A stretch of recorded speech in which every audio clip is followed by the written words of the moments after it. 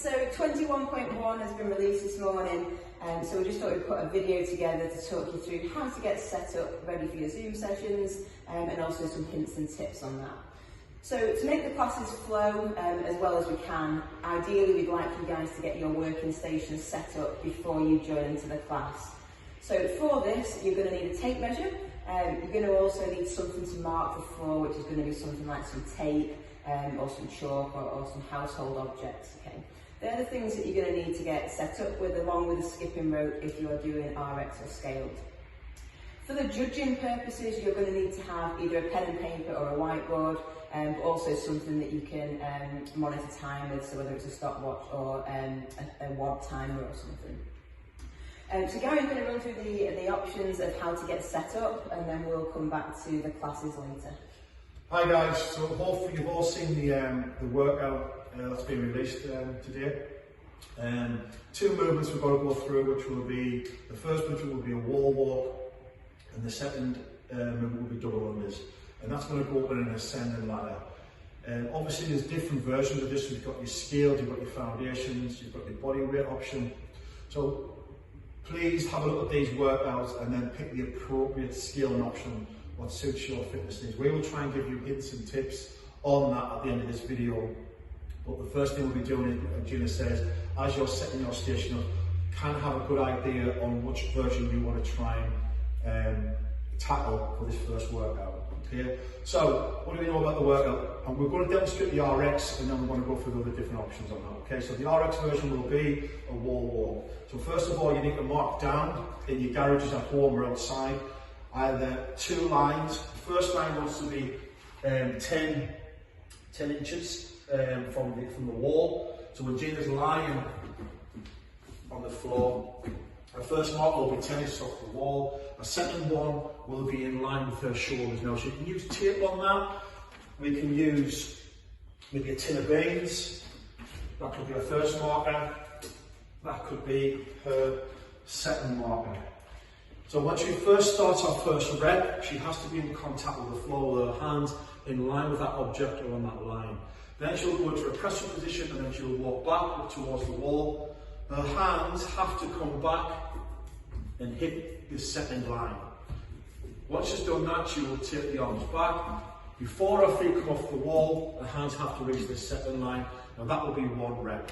Okay, now that's going to be the first rep done. Fantastic. Off there, Gina. Now, if you feel as though the wall walks themselves isn't for your kind of level yet, we can then move that to a bear crawl. So again, using these objects, you want 5 foot increments, so a minimum of 5 foot. Let's just say that's 5 foot there now. Gina will start here, and then she'll move it to that bear crawl, and that will be her first rep, and then so on. Now, if you've got access to if you want to do this workout outside, you can actually make that either a 10 foot or a 15 foot. That is your choice on that. But just make sure that you let us know, or let your judge know, what increments you're going up in. Obviously, every 5 foot is one rep on that. Okay. Scaling down from that again will be using the box. So this will be an option where you can bring knee raises in with that same sort of rep range. Okay. The next thing from that option will be the double unders. So you've got your double unders, great. You've got your double unders. You haven't got your double unders. You've then got lateral jumps over a line. So one jump over. This will be for the equipment-free version. Over. And your foundations will be your normal star jumps on that. And obviously you can just look at your rep schemes and then work through that as we do that. Jane's already done the workout this morning, so yeah, so I did the equipment-free version, guys, and outside the gym. It's a really interesting one. It's quite a strategic one. The lateral jumps are no problem, unless you just had a baby, in which case it can be. But mainly it's your shoulders, it's the wall walks. The first couple of sets feel easy, and it lures you into a false sense of security. And then as the reps get more and more, your breathing's heavier, so your core's challenged, but also your shoulders start to feel really fatigued. So what I found was, as I was walking back towards the wall to get that good rep, if you're not in control, you have the tendency where you could actually fall away and actually really quite hurt yourself. So break it down sensibly, you know, leave your ego at the door and think about what is an appropriate option. If you can't do probably like 5 wall walks fresh back to back, I probably wouldn't do wall walks in this workout. If you wanted to get a score, do a couple, but then to get a good workout in, and perhaps go to that foundations option.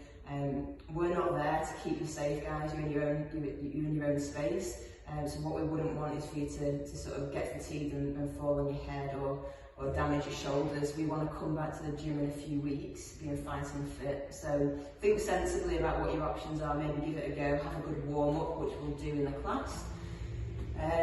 But yeah, it looks pretty easy, but it soon gets spicy. Yeah, I mean, I echo Gina's thoughts on that. I think for me, you know, what a year of lockdown, or fitness levels aren't what they used to be as they were previous to lockdown. So try and enjoy the open, you know, 6 years of benchmark this year, and then we'll build on this as we come back to the gym. Be sensible with it, really. That's the big thing, especially on wall walks. We are going to get